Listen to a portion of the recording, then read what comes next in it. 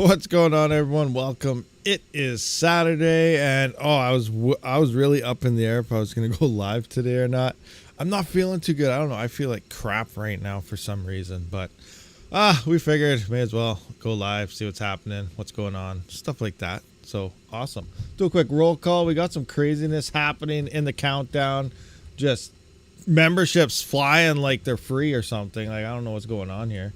Let's just run through that right quick. We got Zapirate who did gift 5 Rabid mining memberships. So thank you, Zapirate, for handing out those gifts. Congratulations to Jockwick Miner UK, Boxfan, Chirish, and Ninja Kid, and Bad Cat for receiving those. And then Fudweiser gifted another 5. So congratulations there to Alien Hawk Q, Crypto Perks, Red Jasper Kane, Mark Gurr, and is that 1, 2, 3, 4? There's another one somewhere. Where's the next one?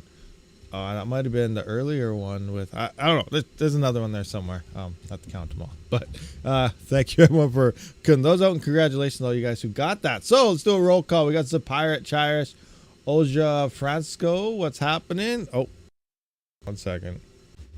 Red Pots and Zapirate. Budweiser. I nailed them all. Maybe not. Boxfan, what's happening? Darren Braggs, what's happening? Ogre MGTOW. Melrose Mining, what's happening? Jock Miner UK. Evening All was panicking a bit there, waiting for something to do by Saturday evening. What was there? No stream. That's right. Is Panda on vacation now, or is he just packing up? I'm not sure. So yeah, that's probably why I don't think he streamed earlier today. But yeah, Duke Nukem's in the house, just nuking stuff like crazy. Skirm's in the house. What's happening? What do we got? We got Crypto Perks, Alien Hawk. Scrolling. Bad Cat's in the house for being a congratulations on the winner there. Son of a Rabid Panda is here. What do we got here? Scrolling. Black Sales, what's going on? Promoting the A word here. Kinda, I guess. Not really, though. Reti638, what's going on? Scrolling through. What is it? Oh, I'm going to butcher this one for sure. Sangarish Sai? Something like that. Oh, it jumped on me. So I probably missed someone. We got Chuck Danger 87. What's going on? In the Echo Voice, Budweiser. Yeah. There you are. Why I hear Budweiser? I don't know. Your brain's somewhere else if you're hearing that one. I think Panda leaves today. He's leaving today? Okay. And where's he going? I tried to ask him. He didn't answer me. I'm not sure where he's going. But he's going somewhere on a big trip, so that's awesome to go out there. Yesterday, I actually took the little one to Drumheller. If any of you guys are familiar with Drumheller in Alberta there, that's where the Royal Tyrrell Museum is with all the dinosaurs and stuff. So we went there yesterday. It was pretty fun, and then today I don't feel good. So I don't know if I caught something there, or it was hot. Maybe I got like heat stroke or something. I don't know. It's like a desert over there. You know, dinosaurs, desert kind of go together. But yeah. Need Monero address for phone mining. U.S. can't use Chinese exchanges. Any ideas? Need Monero address for phone mining. Well, if you're mining Monero, yeah, you need a Monero address to mine Monero in general. But yeah, I don't know. U.S. can't use Chinese exchanges. Well, you can use a VPN, I guess, in theory, to get around that. I don't have any VPNs, actually. I used to have a wicked one. I liked it. And then it blew up on me. You guys familiar with the Deeper Connect? DPN, the decentralized private network thing. I love that thing. It was awesome. I could just click somewhere and it'd say I'm somewhere else. You know, while I was online, you're staking some coins and you're also mining at the same time. You know, it's a crypto DPN. It was sweet, and then it just blew up on me. I don't know what the issue is. I was getting red lights. I'm wondering if it's just one of the cables. It uses special cables like USB-C to Ethernet or something like that. And I don't have an extra cable, so maybe that's all the issue is. Maybe it just had to cool down for, I think it's been off for a couple months now. I should plug it in and see if it works again. I don't know. But yeah, it blew up on me, so I no longer have any type of VPN stuff. So that sucks. Drumheller, I've been. Jockwick Miner's been there. Awesome. He's been to Drumheller. Awesome. Everyone point their Monero, post their Monero address. He'll pick one. Lots of wallets can point to Monero blockchain. Drumheller isn't too far from me. I'm over in the cold part of BCV. Okay, cool, awesome. Download the Monero desktop wallet. Yeah, you can just do that. There's Exodus. There's lots of wallets out there for Monero. XMR is it's at a lot of places. You know, you got your, actually you need the GUI wallet for a lot of that stuff. Even if you can even use a ledger with XMR, but you do have to download that GUI wallet first because there's third-party stuff. I think I'm still waiting on Octa.Space to be added to Tangem.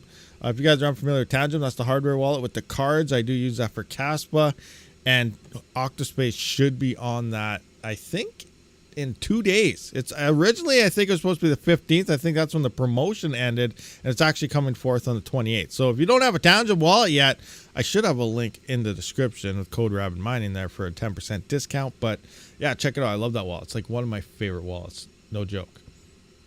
Do I have to pay taxes for mining crypto? I swear to it all, Connor, that you know, it's really hard to talk about that topic. It's because everyone lives somewhere else in the world. So saying one thing could be totally different to someone else. So the only accurate data you could possibly say when talking about any type of crypto taxes is look up your own laws. That's really all you can say. Like, even in the States, like, there's a basic thing if you're a miner or you're just a hobbyist or something, but every state is different in requirements for it. Like, there's like what, 50 some states in the States, and you know, there's probably 50 some different regulations depending where you live. So you just got to look that up. For myself, I can't comment on that, you know, for anyone in the States, but in Canada, it works like this. And this is Canada-wide, not province-wide.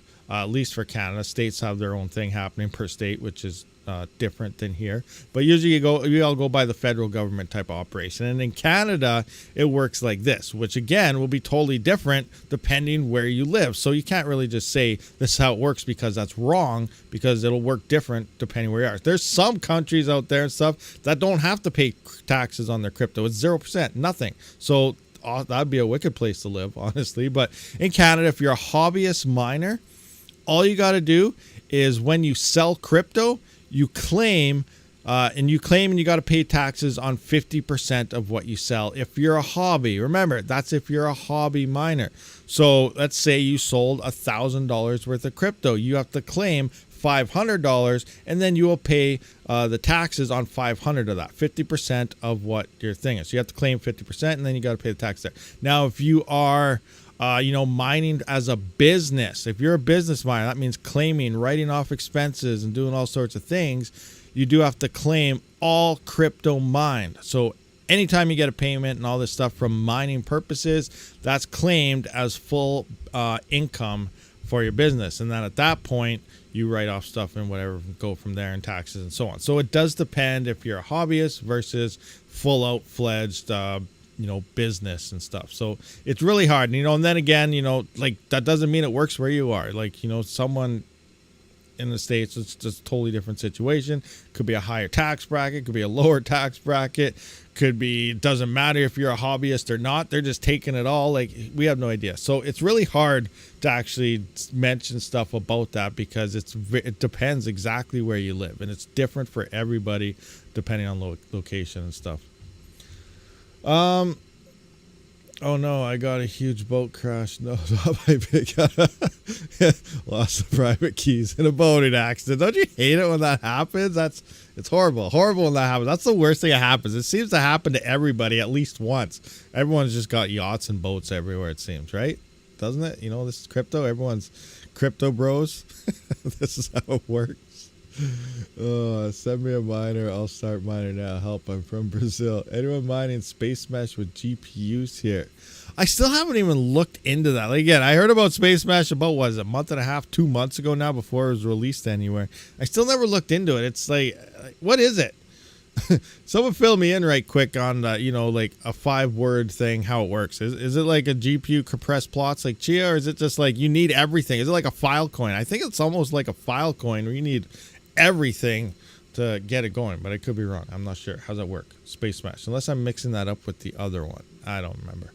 Similar to Chia. So it is similar to Chia? Okay.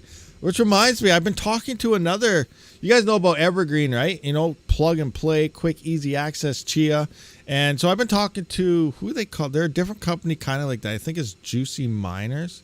I do have a link to them in my Discord. Join my Discord, link in the description if you haven't been there. But I've been talking to them about their miners, and they got some very interesting stuff. It does seem a little bit more expensive, But unlike Evergreen, it sounds like you can use third-party hardware with their plug-and-play stuff. So I'm kind of interested. I've been talking to them, trying to see, if we could try something out with that or something. But third-party, I think that means and they're using the gigahertz plotting as well, which means I think they're compressed in their packages on top of that. So, I'm still trying to work out all the details and stuff, but they sound pretty interesting there. Have you guys heard about Juicy Miners? It's very interesting, their Chia stuff that they got going on there. I think they got a few other things, but yeah, it's very interesting stuff.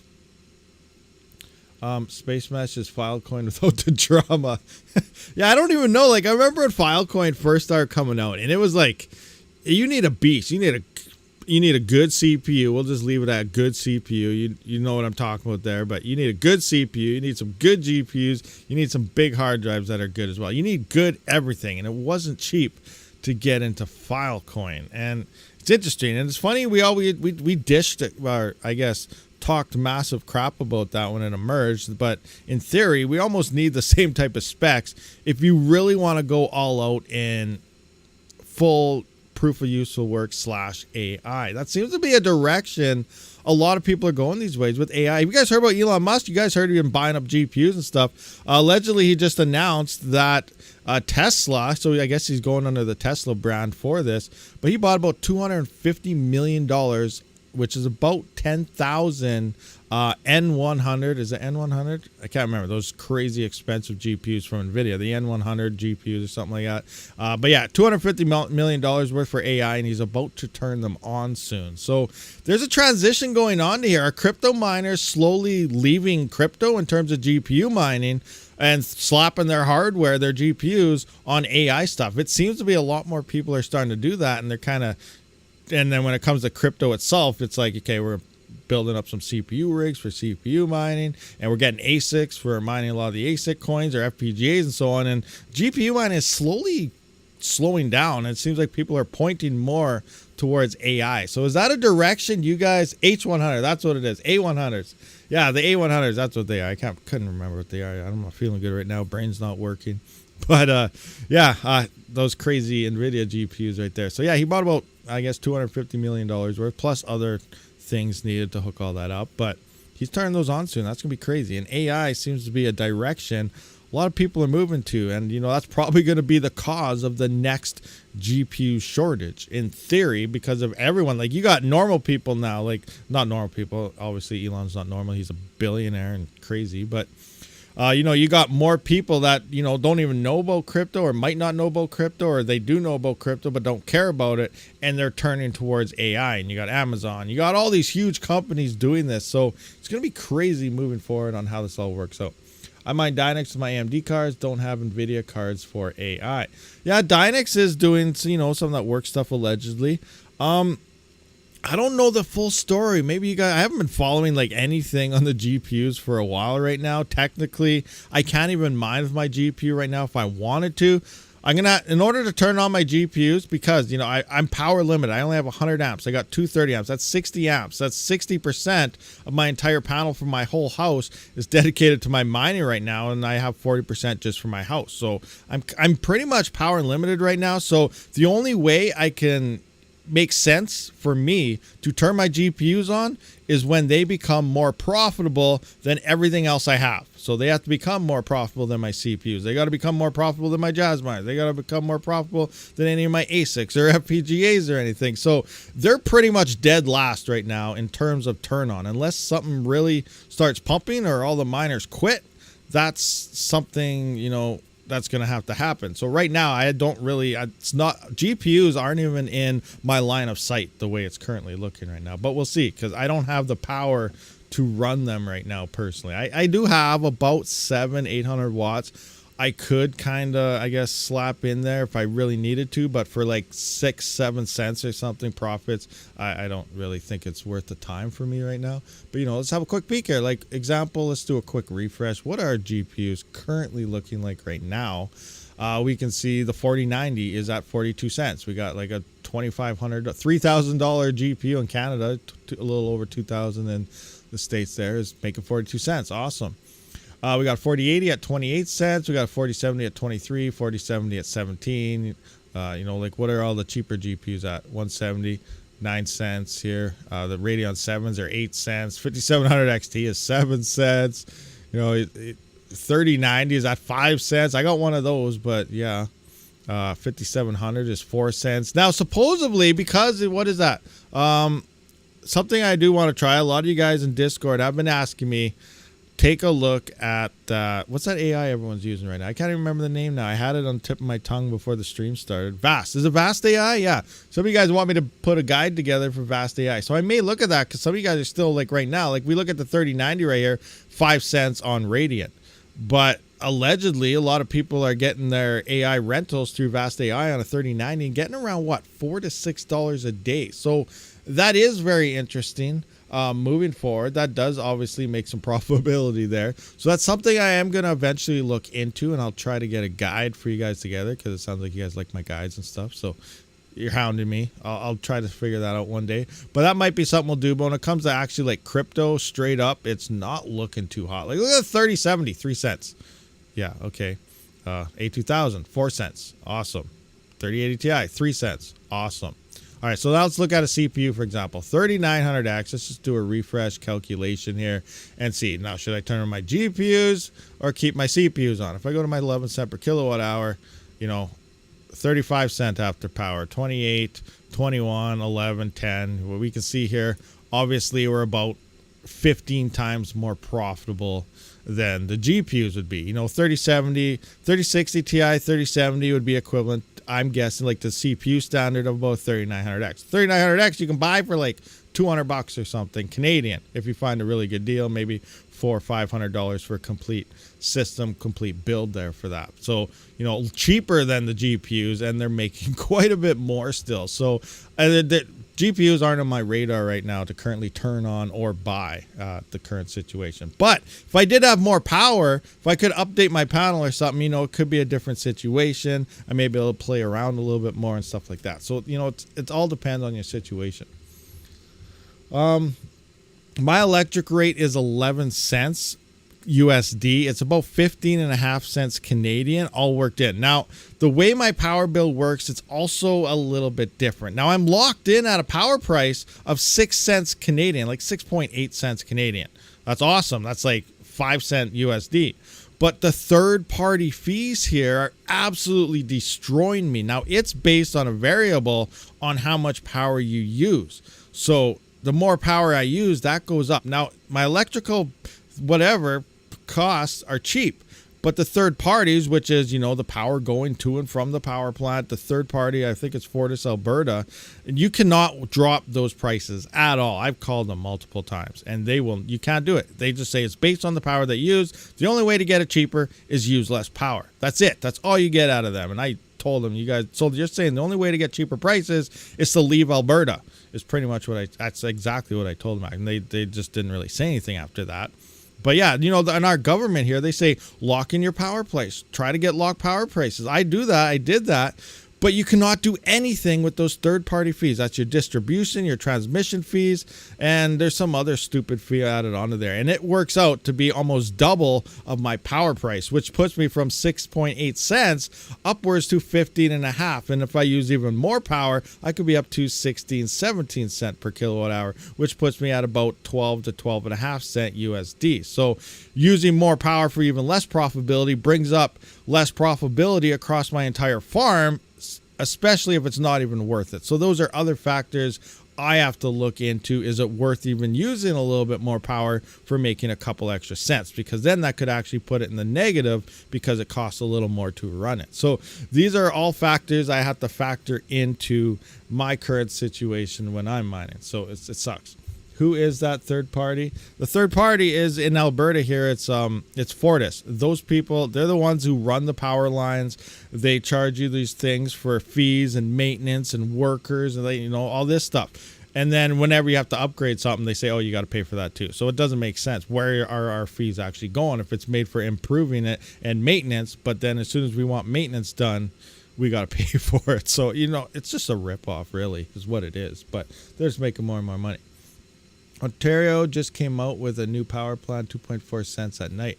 That's awesome. That'd be sweet if they did something like that here. I know they plan on trying to get them third-party fees reduced here, so it's going to be interesting because like it's a monopoly. Like, we cannot change providers of the third-party fee. We can't do anything. It's 100% centralized. You use this company or you don't get power. That's pretty much how it works. You use your power company. You can have different power companies. You can choose to get your power, but when it comes to the distribution and third-party fees, you only got that one place, and that's it. And they just rip us off left, right, and center. Yeah, blame the T word, 100%. Yeah. Fudwiser's on a mission to learn Linux. That's awesome. I have a hosting available for 10 cent US in Michigan all in. Hey, that's pretty sweet. 10 cent US all in. That's actually a pretty darn good deal. Don't get ahead of the boat. The propeller may hit you. Yeah. I can't stop the nuclear reactor anymore. So unlimited free power. Mine, Mr. Fellow Ontario. The day rates are stupid expensive. Another's. Yeah, it's crazy. Power is just going through the roof. It's crazy. Absolutely crazy. You know, it does make solar look more and more better, but still based at 11 cent. Like, I don't feel solar is like the best investment till you're probably in that 20 cent per kilowatt hour range, just because if you truly, like, it's one thing just to offset a little bit of power, but you still have to pay that power bill. Like, when I look at solar, I'm thinking, you know, I want a solar plan that's all in, covers 100% power. That means you need to build for like 2 to 3 times more power than you use, plus you need all those expensive batteries, and then you got to charge those and run that. And it's an expensive process that requires a lot of room to do. You know, most people that are running mining off solar right now, all they're doing is offsetting a little bit of power, or they're not running it all day. You know, it's either off when there's no sun out or anything, or vice versa, you know, type of thing. So, you know, to really go all in on solar, to run 24/7, to have free power, it's a very expensive thing. And if you base that on a 25 to 30 year lifespan of solar directly, of the panels and everything that they have, I don't even think you would ROI an entire solar system to that level, you know, within the time frame that it actually explodes, unless you're at like maybe $1 per kilowatt hour or something. So, you know, it's an expensive process to go through if you truly want to do a full solar setup. But, you know, some offsetting thing is there, but I can't see myself spending money on solar and then still having a power bill, especially only at about 11 cent per kilowatt hour, because that's not really that expensive to begin with. So the savings isn't really that much. No more 3060 Ti or 3070 for me. Do 8 gigabyte RAMs only. 8 gig only. Yeah, memory is going to start probably becoming a factor. I'm very interested to see how the 5000 series is next year. I think that's probably all I'm waiting for. I'm probably not going to really, you know, GPUs are looking good. Some are getting really cheap, but is it actually worth it? Like, if the GPUs are just coming from a miner and going to a miner, we're not losing any hash rates on a lot of these networks. And what Ethereum did was literally destroy everything by bringing in so much hardware. Are we going to see levels to maintain profitability again? So just because, again, if you have super cheap power, it doesn't matter. But most residential miners, you know, like when I say I have 11 cent per kilowatt hour power, you know, 90% of you guys have higher.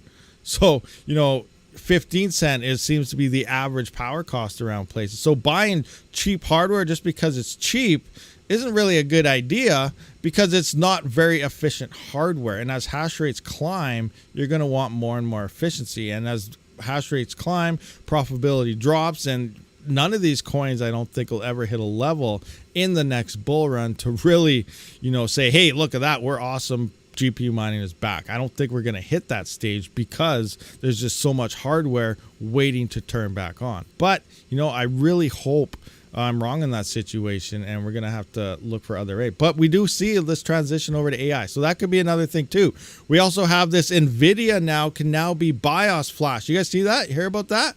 NVIDIA BIOSes for the 3000 series, I think it is, got cracked or unlocked or something, and you can now flash them and tweak them around with voltages like you can with AMD, which is a big thing. We can make them a lot more efficient this way, but depending who's all trying it and stuff, because I know I'm not touching my BIOSes. You start bricking maybe there'll be enough GPUs bricked across everywhere that there'll just be a stack of dead GPUs laying around. But there are people that do have knowledge and capability to fix those. So then they'll be buying up $5 dead GPUs and then just making them work again. So there's also that option. But if everyone starts playing around, maybe there'll just be enough brick GPUs out there to make everything worthwhile again. A ton of companies have been buying up GPUs. Yeah, there has been a lot, but I think a lot of that now is moving towards all that AI operation. The AI thing seems to be really the next big giver. And let's ask you an honest question. Like, I know we're crypto miners. We're doing all this stuff with crypto. But seriously, if AI, like what Amazon's doing and Tesla's doing there, and you're getting into chat GPT and say they're buying hash power like Vast AI or something like that, are you going to move over to that? Or are you going to stay on something like Ravencoin or Flux? Seriously, think about it. If I know I would be gone. See you later. I don't care. I'll dump my GPUs. They won't be crypto mining. They'll be AI farming, AI mining. I'll take the fiat money because it's going to be pay money. Say if you're getting $6 for a 3090 versus 5 cents on a 3090, where are you going to go? Obviously, you go where the money is. So, that could open up the opportunity for a lot of these coins now to actually gain profitability because miners are looking elsewhere to get that profit out of their GPUs again. And a lot of that is moving towards the AI. So it'll be interesting. I think this is going to be a very interesting cycle. A lot of these crypto channels, it's not going to be crypto anymore. We're going to be crypto mining / AI or something. I might have to rename my channel to Rabid Mining Tech.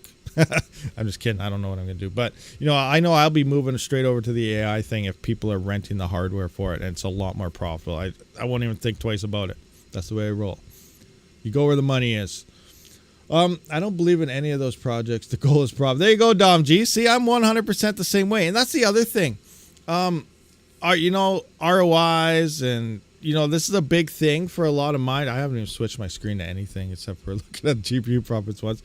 But I want to do a video on this, and I think it's a very interesting topic because anyone you ask has a different take on the whole scenario. So, you got mining and hodling, covering power costs out of pocket, all this stuff, waiting for the Lambo in the next bull run, expected about 2025, right?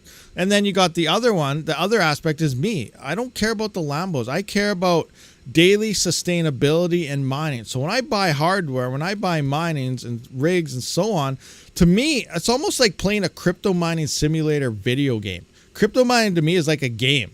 You're like, what? Crypto mining game? Like, this is real money. This is our lives you're dealing with. How can it be a game? But think about it. Seriously, we buy the hardware. We're earning X amount a day. I look into what's efficient, what's making me the most, what hardware is the best to have based on the power capacity that I have. And I don't look at the ROI. I put the investment in to print more money daily. The more efficient and the more money I can print daily is more daily spending money that I have. Sure, we're in a bull run. You hodl. You don't sell in the bull run. You don't do this. I sell my crypto all the time. I sell to cover mortgage. I sell to cover groceries. I'm not sitting here to wait for a Lambo in 2025. I'm mining. I'm like the federal government printing money, except I'm doing it with crypto. And the more hardware and more efficient hardware I get, I put in those investments for the hardware, and I'm able to get more and more slowly every day. Now you play those crypto mining simulator games. It's the exact same thing. It start off, it's very slow. You have one GPU and you slowly go. It takes forever. But eventually you hit that corner where you get so much crap where it's almost you're making way too much money, right? And that's kind of what happens in the bull run where now you can just buy anything you want at that point. But it's slowly stacking. You look at something and says, oh, that's only 35 cents. That's only 40 cents. Well, we can do the same thing with the GPU. That's only 5 cents. That's only 4 cents. In theory, it's still profitable, but you can only really look at it that way if you have unlimited infrastructure and cheap power, and then you can just buy all the cheapest crap you want and stack it up and build it because you have that. But infrastructure, home mining and stuff like that, it's expensive to upgrade your power to 100, 200, 300, 400 amps and so on. So I'm very limited to what I can have, so I'm looking for most efficiencies. But that's what I'm doing. I'm trying to stack efficient hardware to earn more per day. And then eventually, when the bull run hits, that's just like a jackpot. Yes, I got a raise for about a year and a half, and then we'll be back in a bear market again, and things get cheap again. But that's the way I look at it. I mine for daily sustainability. So I'm looking at the daily profits. You take 40 cents per day, you times that by 30, you times that by 40 with the CPUs or something, that starts looking like 15, 20, 25, 30, $40 a day. But it happens over time. It's not all instant. It's slow investments over time, and eventually your farm gets to a size where you can actually do this. So that's what I do, and that's how I look at things, and I don't care about the ROI aspect of the miner itself. I look at what's making me more per day for the least amount of power. So that's how I look at crypto mining. I look at it for daily sustainability, not for paying out of pocket and wait for the next bull run. Once every 4 years, you get to sell your crypto. No, I sell it almost every day, every couple days, or whenever I need it. I had to go. I took the little one to the museum the other day. It was all paid for with crypto. I got gas with crypto. We got a snack with crypto. Mortgage is coming out soon. I used my crypto. This is all stuff through the crypto. Yeah. I'm going to Grammy's. Are you? I'm not staying over. Auntie Sarah will run me back. And when she finds Remy, wherever he went, I may train the little kittens. Oh, you're gonna train them. Okay. Have fun. All right, that was a little one there. She's going over to Grammy's for a little bit, I guess. But yeah. So yeah, that's how I do things. It's a different situation depending on us. That's why there's a whole bunch of different people here with different channels and doing different things. But it's just a different viewpoint on everything. It's a very interesting topic of why do you mine crypto? Are you covering out of power or are you not? And myself, I feel lucky that I was able to I do the math constantly. And I got the ability to literally live off just mining alone. And it takes a lot. Obviously, we can't buy like swimming pools and things like that. And you're not like living a luxury lifestyle. But I don't care about the luxury thing, right? It's just about maintaining, doing your own thing. I'm able to be home because of it and, make videos and stuff as well for you guys. But I'm able to be with my family all the time. It's all due to crypto mining. And it pretty much covers everything for me. So that's my purpose with crypto mining. And I think, I feel that's what I'm getting out of it. And that's the way I look at things. And I'm just always trying to expand because that just means a little more each day that I'll be able to use. So it's interesting. Anyway, enough about that. What is the average lifespan of a Bitmain Bitcoin ASIC miner? Secure Crack, he wants to know. That's a very tough question. Silicon lottery can play a part of it.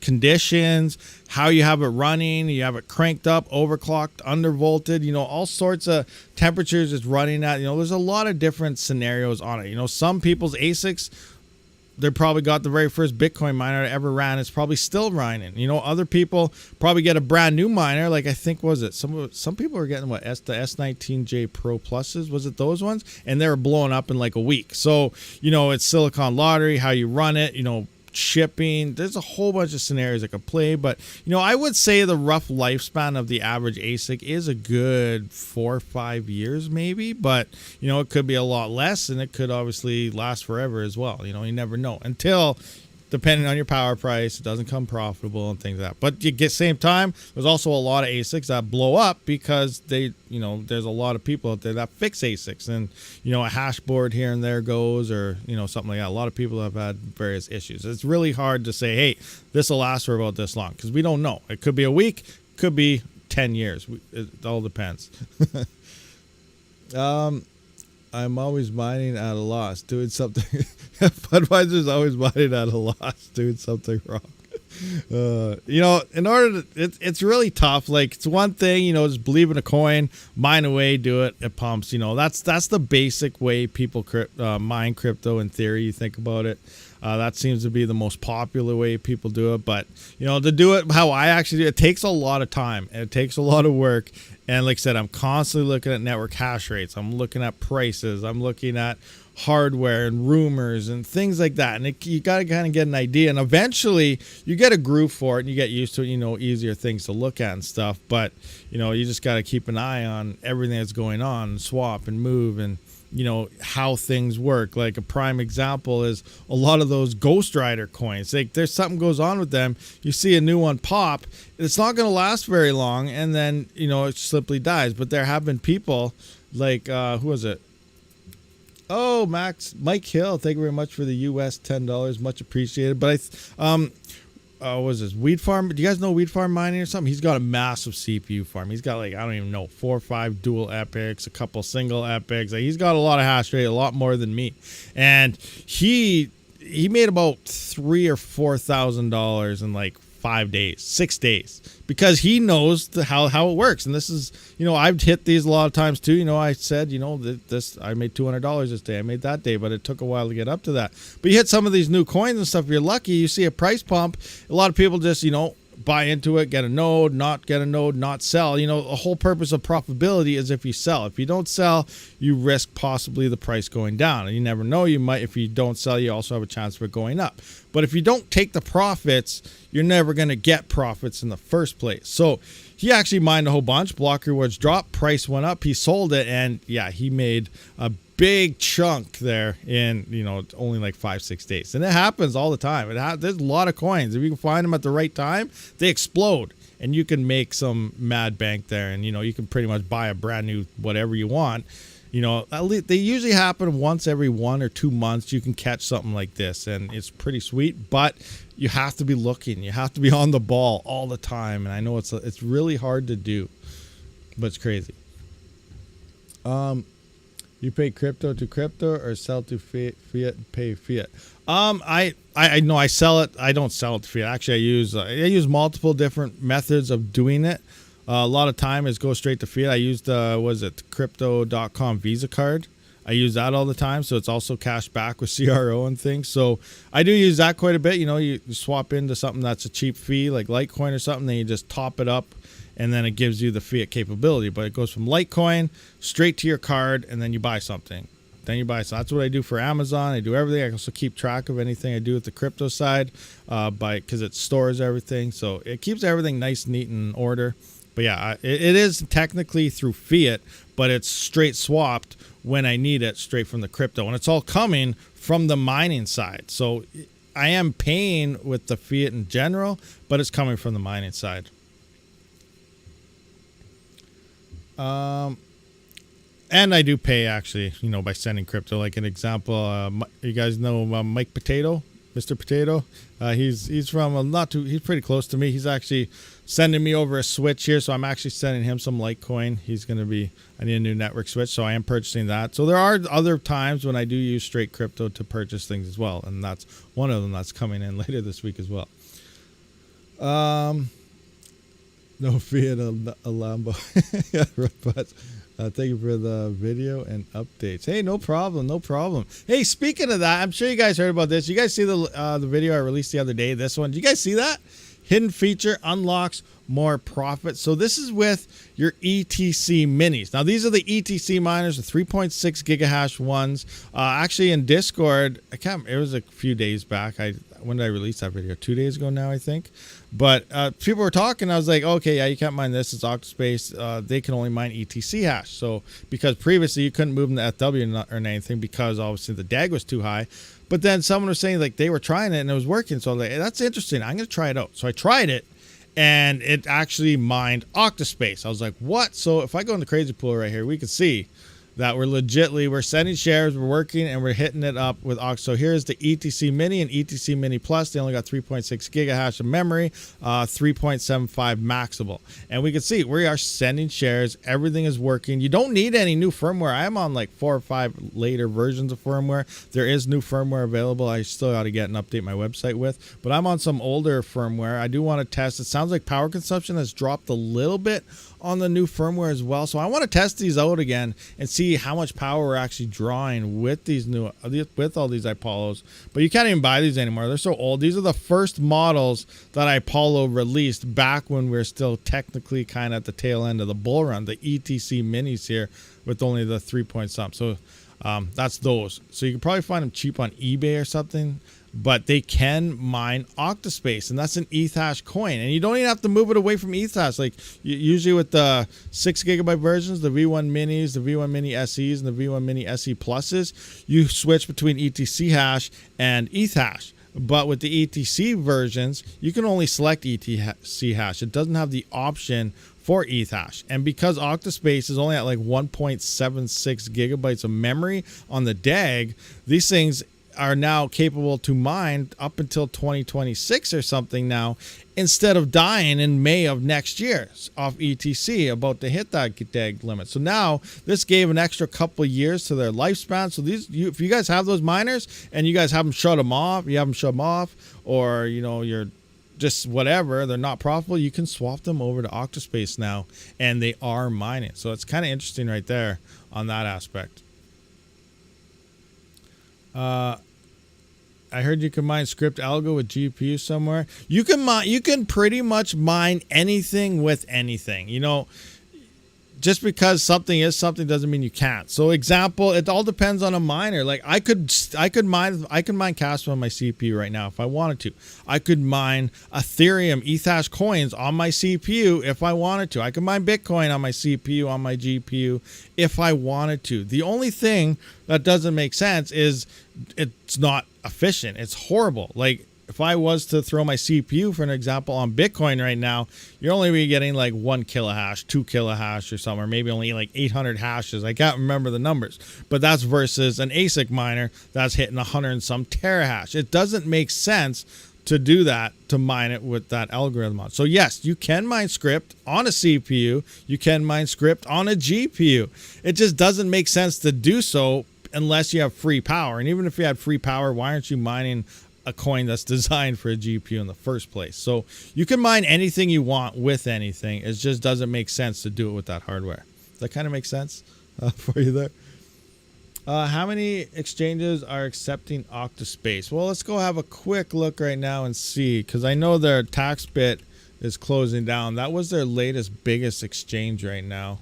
Right now it's looking like CoinX is their next. Now that sucks. So if we go to CoinX here, I need a VPN because look I can't use it. This is horrible. Absolute garbage. So CoinX, I don't even know why this is like, dear user, according to the laws and regulations for the cryptocurrency industry, we can no longer provide any trading services for your region. Thank you for your love and support. I don't know why they say this, because I have zero love and zero support for this, because I've never been able to use it. Anyway, if you have any problems, use this. No, my problem is I can't use it. So CoinX service is not available in the following regions. So it's not available in China, USA, or Canada. Like, where can you use it? Well, obviously you can use it everywhere else, but like, wow, this is very limited, this exchange, and this is the current top exchange. So you're going to need a VPN to access that. Now, Octa really needs to get their button gear now and get listed somewhere. MEXC would be a nice listing, I believe, here. I think I like MEXC personally. I know a lot of people are into the Binance thing. There's a lot of up in the air going on with Binance right now. You heard that it's possibly the next FTX. Allegedly, they've been selling a lot of their Bitcoin to try to keep the price of BNB up. BNB is Binance's own coin, and that's pretty much what caused the whole downfall of FTX, is they had their own coin, and then obviously it depegged, it fell, it dropped, and they did all this stuff, and they just went bankrupt. Stole everyone's money to try and do whatever they could at the point. That's kind of what's going on with Binance. All these exchanges do the exact same thing, especially if they got their own coins and their own networks going on. They're all doing the exact same crap. It's just whoever points fingers at the other ones the fastest, that's who the Secretary of Commissions goes after, and then that gives time for Binance to kind of cover their tracks a little more. I think that's what happened there. That's why Binance really said, look at FTX, hurry up, check them out, because they're in the same boat. But regardless, I think MEXC would be a great exchange here. Maybe even TradeOgre. That's a non-KYC. TradeOgre can get decent volume depending on the coin, but we're definitely limited right now to this unless you have a VPN. So that's your current exchanges right now for Octa, which I think is it could hurt the coin. It seems to be doing decent still, even with that delisting. But you got CoinX, Exegix, whatever here. Safe Trade is here available, and I guess that's all you got. Those are the only exchanges they got right now. So they definitely need some bigger money volume exchanges, I feel. Hopefully they get them by the bull run, but I don't know. We'll see. Binance fail. Winter is coming. Let it snow. Let it snow. Let it snow. Yeah, it'll be interesting. Like I wonder what the big thing. FTX part two. 2.0 allegedly is coming, which I don't understand how that works. How can they allow that exchange to open up again without paying everyone else back first? You can tell it's a rigged system, right? They paid somebody a lot of money to come back or something. Anyway, there's an FTX 2.0. So what's going to cause the 2026 bear market? We know it's happening. 2025 is going to come. We're going to hit a bull market, and everyone's going to say it's different this time, and it's not. It's going to do the same thing. 2026, by the end of 2026, we'll probably be at the bottom again, just like every other time. 1 year from the all-time high of Bitcoin usually falls the all-time low into the next bear market, which is 1 year apart. So 2026 will be in another bear market, but what could be the cause of it? Last time it was FTX and it was all these other things. There's always some stupid reason why it happened. That's why it's different this time. But it always happens every single time. So there's going to be another bear market in 2026. And, Binance could be the cause. FTX 2.0 could be the cause. There's going to be a lot of causes. And everyone will say, this is why we're happening this. Or if this didn't happen, it wouldn't happen, blah, blah. Point is, it happened at the same time frame. So just be ready. It's going to happen. Not financial advice in any way, shape, or form. Thank you very much, Tech Man. Anyway, bankruptcy layers are getting paid big time. What? Oh, you retracted the message. I retract my statement. The bear market will happen because AI will be let down. There we go. That'll be the reason there. AI will be the letdown. But AI has nothing to do with crypto. Some crypto projects are getting into the AI thing or being able to utilize AI, but AI as its thing isn't really anything to do with the crypto market. There's going to be some things there, but it is its own entity all on its own. Octa.Space will grow. I hope so. I definitely hope Octa does some major explosions. That would be sweet. On top of, what do you guys think about Kaspa? Do you guys think Kaspa is going to explode? We are. Look at, okay, now I can actually switch my screen. What's Kaspa at right now? Kaspa, where are you? Kaspa, right here.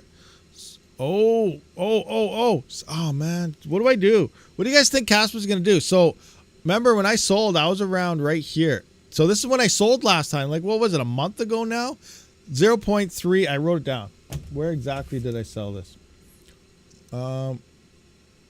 So 0.0372 is when I sold. So 7, right? And let's just say this is pretty close right here.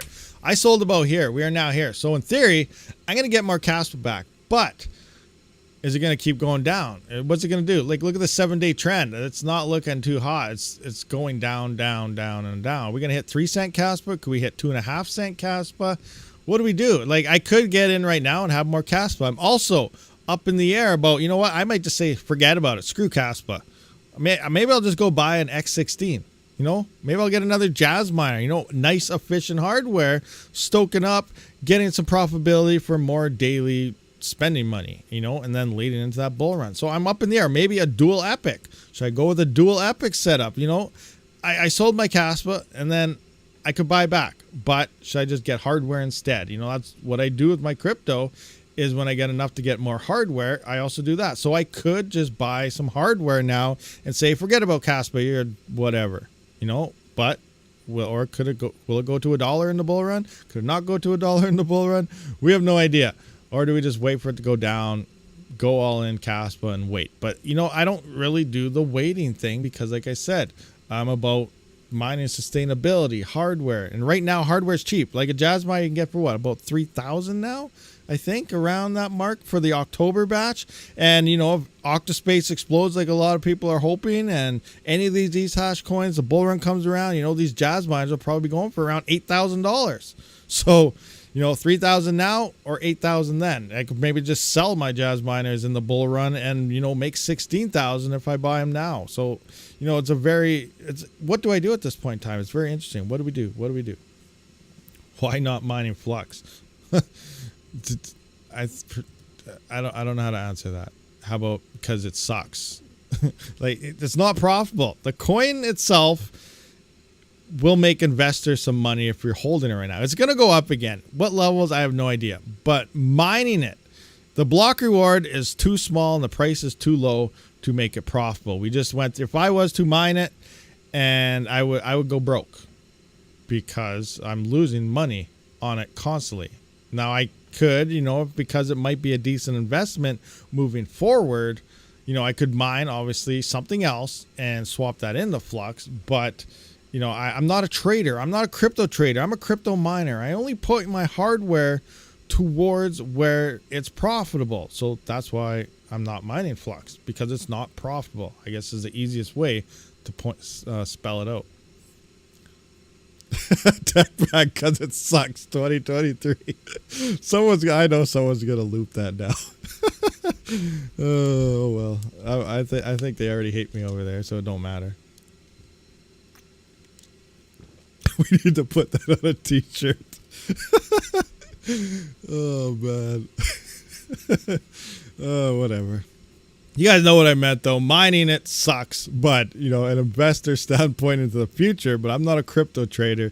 You're going to see some price gains moving forward and probably make some money back. But I'm a crypto miner, and yeah, it sucks. It's not profitable. I'm not mining it.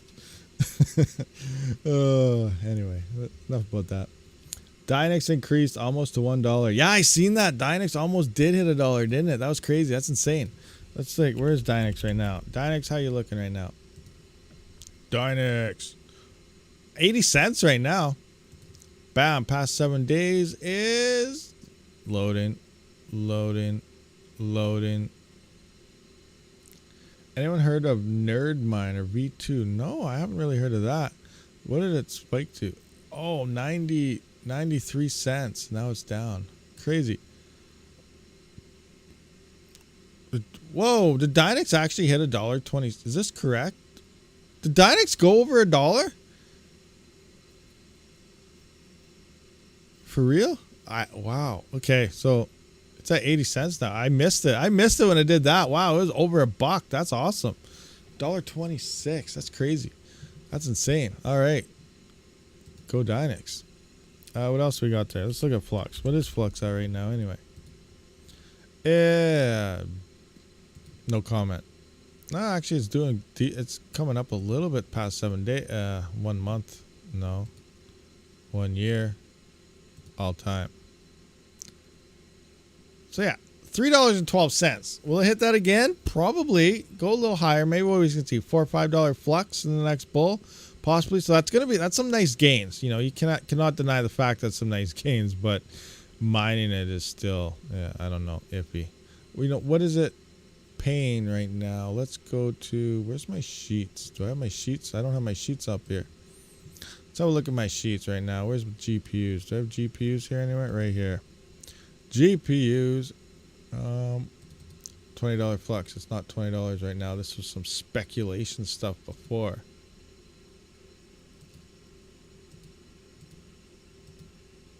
That's actually, we can still go through that actually. Look at this.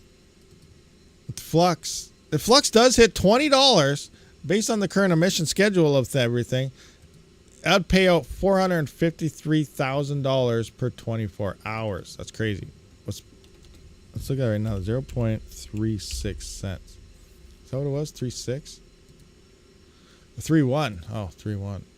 3.1. All right, so currently right now it's paying about $7,000 per 24 hours to all the miners. That means everyone mining that right now gets to share $7,000. That's not very much hardware that it could support at all. That's not very much. What do we got here for? Let's go to mining pool stats. We'll check out coin emissions here, like Dynex. Dynex is 95,000. Wow, that's not bad. Monero is 69. Ergo is 37,000. Wow, Ergo's actually doing not too shabby there in terms of the. I'll make this bigger so you guys can see things. You guys see things better now, kinda. Whoa, it's so weird looking to me now. Radiant 35,000 per day. Conflux is at 34. Neri 31. Cadena, poor Cadena, 28,000. What's Horizon? EcoHash, interesting, 24. Octa.Space is down to 22 per day. Oh, here's Flux right here, 16,046 per 24. Block X is at 14. Crazy. And 21.219. So look at that. Bitcoin emissions right now is about where Ethereum was in just before it hit the merge. So that's crazy to even have an idea about that. That's insane. That's a lot. Dogecoin's at 831. Kaspa's at 572. Gia 282. Litecoin's 240. So yeah, the top GPU coin in terms of paying miners the absolute most right now is Dynex in 7th place. That's crazy. We got CPU coin in 8th, then we got GPU here. Top 20, we're seeing a bunch of GPU coins here though. That's kind of interesting. We got Neoxa, we got I guess Horizon and EcoHash. Or is that ASIC now? That's the other EcoHash. Is that the ASIC one? I don't even know. Neri, Kapow here. It's in 15th. We got another one here. We got Radiant, Ergo. Wow, we got quite a few GPU coins in the top 20 right now. That's pretty cool if you think about it. You know, it's pretty neat. Even though the profitability is not there, it's just due to the fact that there's too many miners mining stuff. There's too much darn hardware out there. We need less. We need less hardware. That's when profits start picking up. So, yeah, you need to find the coins that don't have the security. That's where the profit is.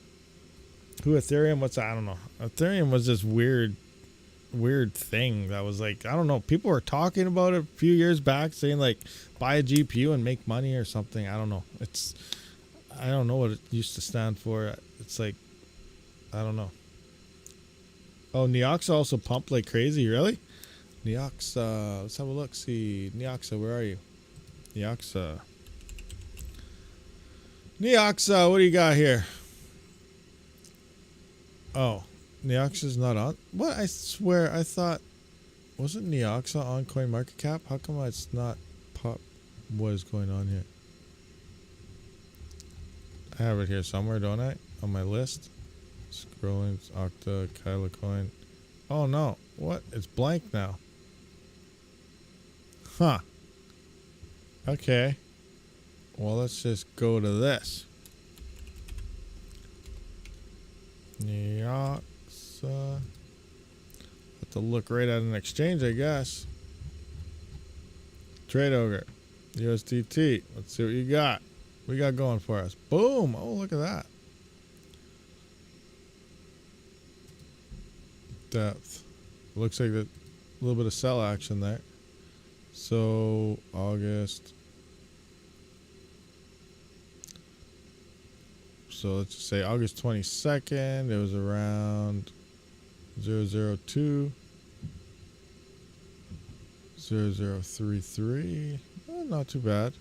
It went up a bit. I don't think it's like a massive pump or anything, but yeah, it's definitely going up. Interesting. It's also Kapow. The best there is. Trade over Neoxa's dead. Some people say it's too late to invest into Neoxa. Train left. And we never know. We're in a bear market. Really, honestly, saying the train is gone in a bear market it's hard to say. Now, it's very interesting. Like, I have no idea. Like, some coins are going to hit their all-time highs next year. You're probably like, what? No, bull run's 2025. Next year's 2024. There are some coins that actually hit their highs before the bull run hits, and some of them a year before. Some of them, you know what, following like a few months after. Like, it's going to be hard. But starting next year, I think, is when things will be interesting. And we don't know what's going to be the top of any one of these coins, especially altcoins, because they do their own thing at their own times. So if you see a coin that you're hodling explode like crazy, you know, not financial advice, but it might be a decent idea to take some profits. You know, you might miss out another all-time high moving up, or, you know, it might just crash and you cashed out. It's hard to say. But unless you actually take those profits, you're not going to make anything. You're just going to be stuck holding the bag for another bear market saying, I wish. You know, so take them profits. It's okay to take profits. If I say Kapow, Rabid's biting his hairs for, yeah, Kapow. Craziness. What was that? I thought of something. Oh, I don't remember what it was, but I thought it was funny, but no one else did, I don't think. Oh, I was in Discord the other day. I don't remember what the heck it was. Crap, I wonder if I can find it.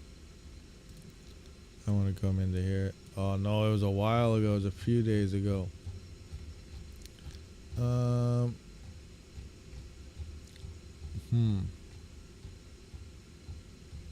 Yeah, I don't know what it was. Can't remember. Someone asked me something about, are you going to mine this or something? And I don't remember what it was.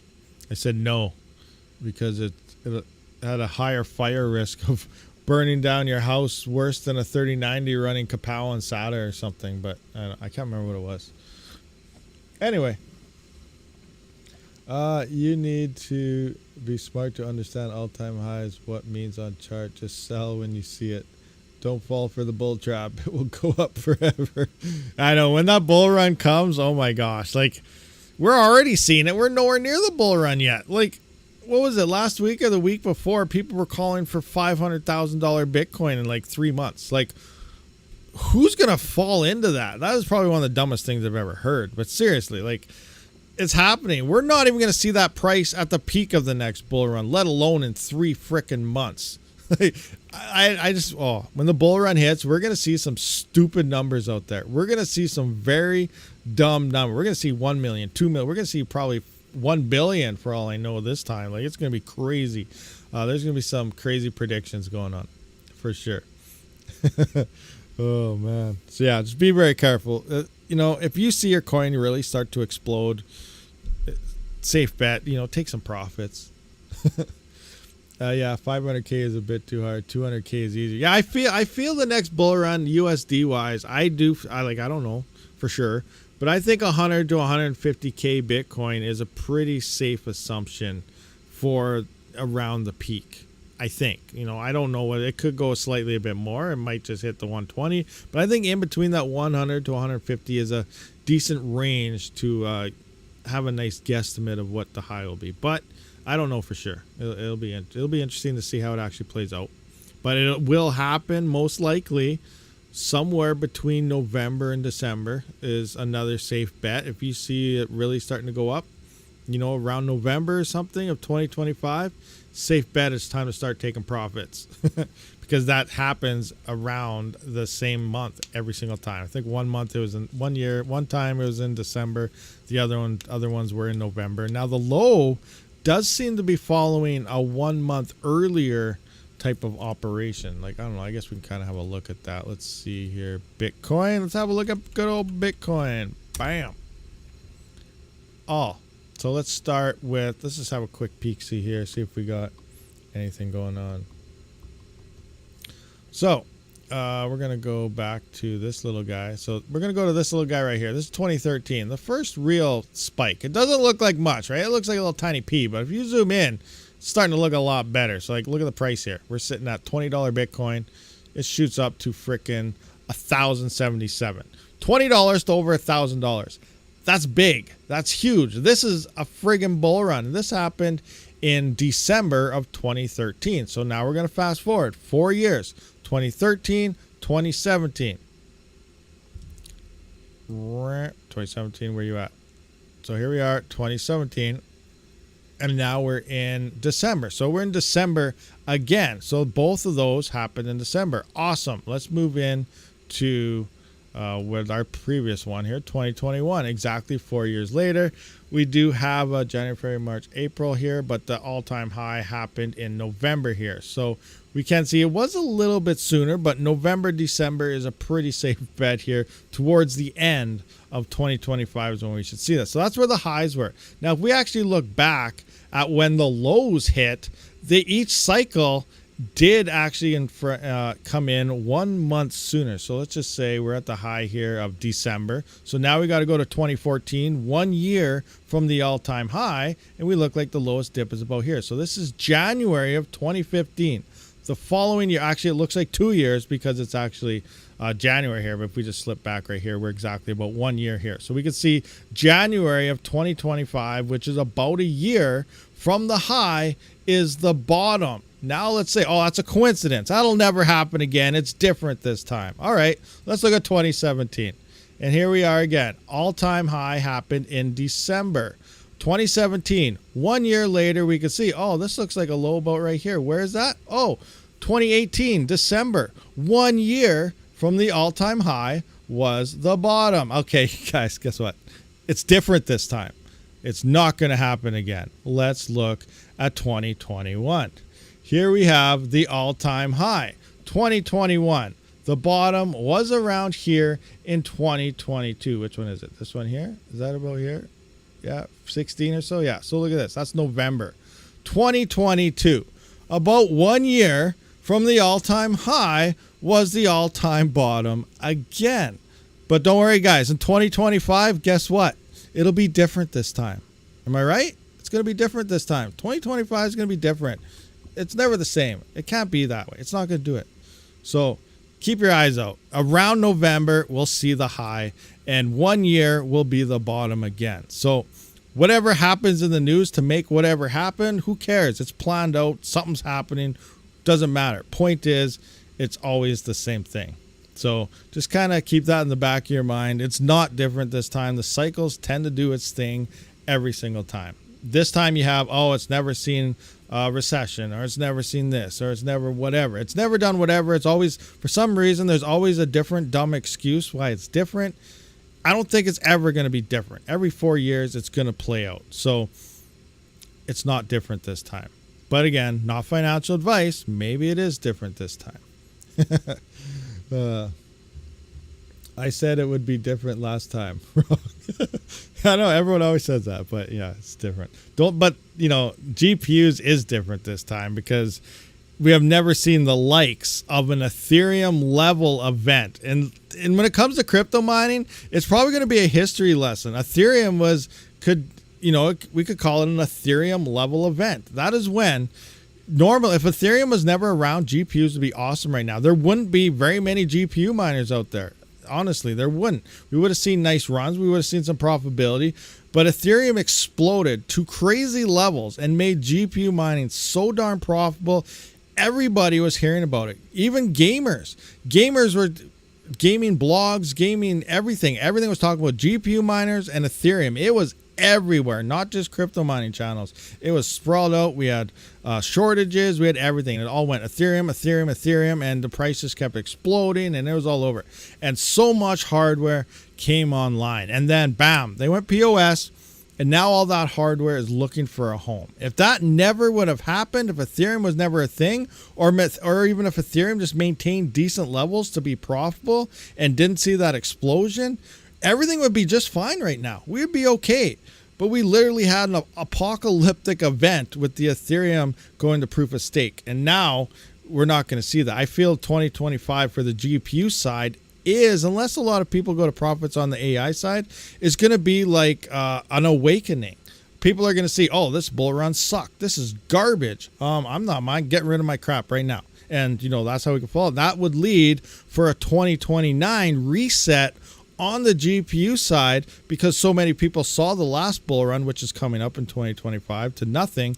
And now we're going to see a decent profitability end because we had a reset of people giving up. And now we're going to be getting back into some profitability because so many people did quit. But I don't think we've seen that. We still have so many people waiting to turn back on. Like we could start seeing, oh, we're over $1 a day. We're over $1.50 a day. We're awesome. GPU mining is back. But as soon as those people start turning on, like some people won't even turn on till they're at like 60-cent profit or 80 or something. Once you start hitting $1 per GPU or something, people are going to turn on. And when they turn on, it's going to go again from, maybe over $1 back down to possibly negatives in the middle of a bull market if everybody turns on, because all these coins are so small, even added together, to what Ethereum was in a freaking bear market. So if you think that every GPU coin together can equal the emissions of Bitcoin is right now, then we might be okay, because that's about what Ethereum was paying all by itself, is what Bitcoin is paying right now. So if you think everyone added up will hit that, then we might be okay here and at least be, around $1 at the exact peak. Now that's at the peak. That's not even lining up. And then you have different coins popping off at different times, and it's going to be crazy. I think we're in for a very interesting time frame and cycle for the GPU side. I think it is different this time for the GPU aspect of mining, because I don't think we're going to hit those profitabilities. We're definitely not going to be hitting no 15 or 5, 10, $15 days on 3090s like we've seen with Ethereum. But, we may hit a couple dollars or something there, but then that could drop once people start turning on as well. It's going to be very interesting. Very, very interesting. This is how I'm looking at things, and that's really why, I say, you know, just because a GPU is cheap doesn't mean it's a good idea. Just because an L3 Plus is cheap doesn't mean it's a good idea. That thing is losing money all day. Why would I buy that for $50? Oh, because it was cheap. That doesn't make any sense to me. I don't care if it's, you know, what the price is. I don't care if it was $1. I would not turn that thing on. Maybe if you become a scalper, you could probably sell it for, you know, double up your money. That's a different aspect altogether, which a lot of people do as well. Definitely do that. That you could break money doing, you know, starting an ASIC scalping business or something. You could definitely do that. But buying it for mining purposes, I wouldn't even look twice at it. Anyway, that's just me. You bought a D3 for $40. There you go. If you could sell it for $80, you doubled up. And just think about it. You're like, oh, that's only $40. That's only $40. Well, say you bought 100 of those miners for $40, and then you sold 100 of them for $80. You know, things add up. You look at the small numbers of a single thing, it looks small. You think of a bigger picture and a wider picture, it starts looking like a lot better idea. You got to think bigger. Open up your mind. Think outside the box. That's how you start making money in all these operations. Things add up. You know, you go to Tim Hortons every day, don't think anything of it. Eventually, you look at your total bill, and then you're like, oh, wow, I spent like $400 at Tim Hortons? That's crazy. Wow, coffee's expensive. You know, these things add up. Even though it's only $1 right now, over time, it's a lot more than a frickin' dollar. Anyway. Little rat there going on about I don't even know what anymore. L3 Plus was nuts. $50 used 1 month, $3,000 next month on eBay. I know, that's crazy. You know, it could happen. I don't think they're going to hit the $1,000 a level again, but you know, you're definitely going to see if you can pick them up for $40, $50 for the intention of reselling later on. You're probably going to make some money. But if you're picking them up, unless you have free power to actually mine on, a normal residential miner is not going to be buying these to mine on. You're not going to make anything. Even in the bull run, you'll probably lose. But, you know, maybe you'll make a couple cents. But the hash rate on script, for an example, it's going to start getting pretty big pretty fast here. You know, we have L9s coming out. You know, I don't think it'll be this year. It sounds like a lot of things won't happen this year for script. But next year is going to be a game-changing year for script. We're going to have L9s. We're going to have possible hash blades. We're going to have possible jazz miner script miners. So, you know, I mentioned this in a few past. We have the L9. Everyone's like, oh, the L9 is going to be a beast. It's awesome. Look at the L7. Now they're going to have an improvement. This thing's awesome. What if the L9 becomes from Bitmain, and it's as hard as it is to believe, what if the L9 is the worst script miner of next year's releases? That's crazy to think about because we know the L9 is going to be pretty darn good. But now we have more efficient hardware coming out of Jazzminer and possible hash blades that is better than Bitmain's. And people are going to be buying those up because, again, it comes down to the efficiencies. So I spend a little more on more efficient hardware. And I'm okay with that because it uses less power, less expenses. And that means more profit long term, especially when hash rates start to increase. We also do the majority of our time mining in bear markets, not in bull markets. So, you know, it is all about efficiency for me. And the L9 could be one of the worst miners to release of the new generation of script miners because these other companies might be running a lot more efficient than Bitmain. And that's hard to believe. But that could mean if we have 3 new ones coming out and Bitmain's the worst miner of them all, script is going to see a hash rate explosion unlike it's ever seen before. We could witness Cadena and Kaspa type of hash rate explosions on this because of all this hardware coming online. It's going to be crazy. So an L3 is definitely looking a lot worse moving into the future a year or two. But yeah, we'll see what happens.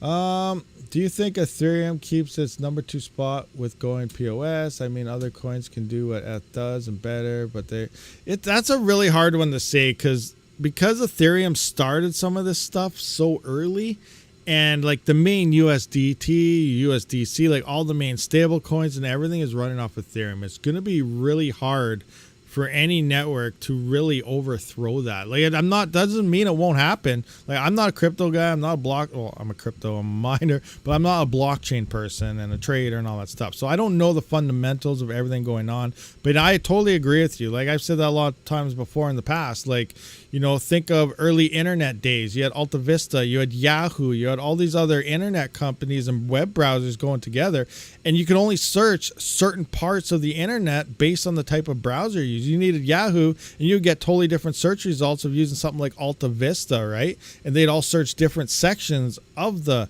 internet. And then all of a sudden Google came around, and that's what it was. Bam, it could search everything at that point. And that was the next step forward. Now, Ethereum, in my mind, is the early browsers, the Yahoo, the Alta Vista.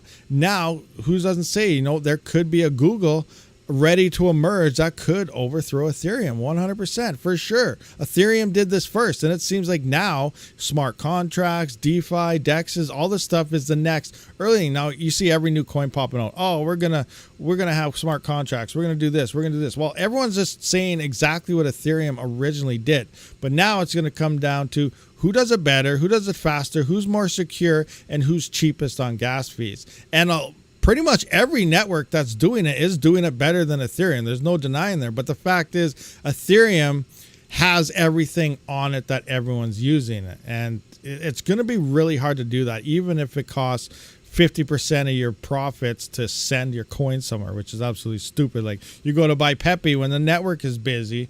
You know, you want to buy $200, it costs you $500 to buy $200. Like, it's an absolutely stupid thing. But that's the way it is, and people are okay with that for some reason. But no, there are a lot better networks that are doing it. But the point is, everything is pegged and done on Ethereum right now. It's really going to be hard to overthrow them. But it doesn't mean it won't happen. Eventually, it probably will happen, but it'll be hard. Now, Ethereum does have a new protocol coming up, a new EIP that's supposed to be updating, and it is supposed to be dropping. They're finally going to address the gas fee, so it's going to be interesting once they actually do that. I don't know when it's going to happen. Maybe that's another 6 years down the road based on their time frames. I have no idea, but no, they are supposed to be addressing it eventually, so we'll see what happens. But we could see something finally overthrow it, but I just think it's going to be very hard. So could it remain number 2 through the next bull run? There's a good chance, yes, it definitely could remain as the second coin throughout the next bull run because of everything that's currently built on it. But yeah, anyway.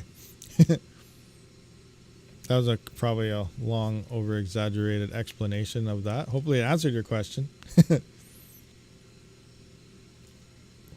Proof of work. Yes, we definitely need a lot more proof of work coins. We need proof of work to overthrow Ethereum. That's what we need. Now, what is it going to be on? I don't know. Is it going to be a GPU coin, a CPU coin, ASIC? You know, I know a lot of you guys just want a GPU coin. We definitely need some coin in the GPU side to really pop off, and not just an actual GPU coin. Not, you know, you now need to buy epic CPUs to mine with your GPU. No, not that. None of that horse crap. You want a solid ×1 normal GPU coin to emerge. That's what we need as GPU miners, not all this other crap to go along with it. And not kapow either.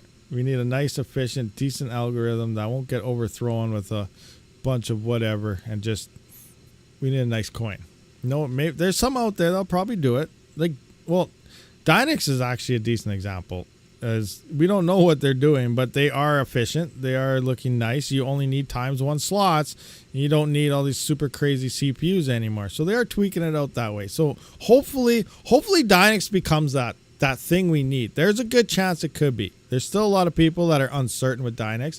You can't blame them. Dynex has been around for quite some time now. They're gaining a lot of value. It doesn't mean they won't just pull out one day and say, see ya, you know, we don't know.